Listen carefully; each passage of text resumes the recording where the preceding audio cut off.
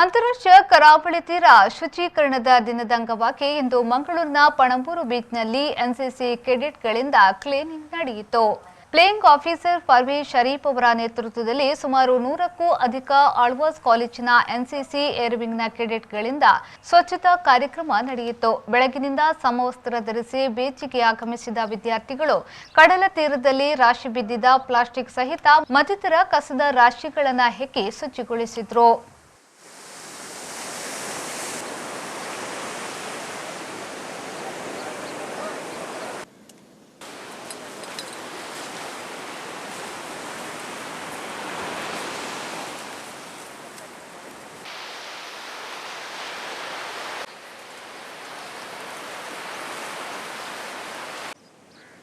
Clean beaches will attract more tourists, and also it will help to keep the species of the water species healthy and alive. Let us not pollute the beaches because it's a beautiful gift from the God, from the nature in fact.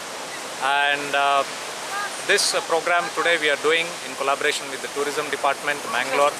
We are from the NCC cadets, Airwing NCC cadets of 6th Car Air Squadron NCC, and all the students of these are all the cadets of Alvas Engineering College, Alvas Institute of Engineering and Technology.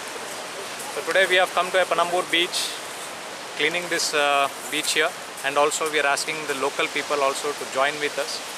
And this cleaning program should not be a one-day program. This is just an initiative and awareness, but this should happen on day-to-day basis, and also an awareness that everybody need to have, that whenever the people come to the beach, they should not pollute the beach, and whenever they come with any bottles or plastics, after using it, they have to take it back and dump it in the dump yard. Or ನಾವು ಎಷ್ಟೊಂದು ಕಡೆ ತುಂಬ plastics ಬೀಳ್ತಾ ಇದ್ದಾವೆ.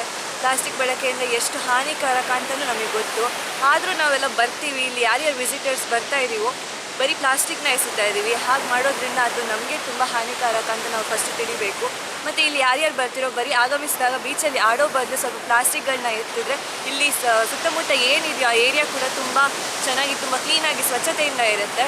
ಮತ್ತು ಇವಾಗ ನಾವು ಆಳ್ವಾಸ್ ಅವ್ರು ಏನು ಮಾಡ್ತಾ ಇದ್ದೀವೋ ಅದು ಮುಂಚೆ ಕೂಡ ಇಂಡಿಯನ್ ಕೋಸ್ಟಲ್ ಅವ್ರ ಜೊತೆ ಬಂದುಬಿಟ್ಟು ಕೂಡ ಇಲ್ಲಿ ಕ್ಲೀನ್ ಮಾಡಿದ್ವಿ.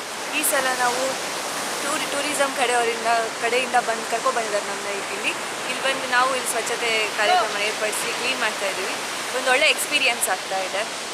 ಸೊ ನೀವು ಬಂದಾಗ ಆದಷ್ಟು ಕ್ಲೀನ್ ಮಾಡೋಕ್ಕೆ ಟ್ರೈ ಮಾಡಿ, ಪ್ಲಾಸ್ಟಿಕ್ ಬಳಕೆಯನ್ನು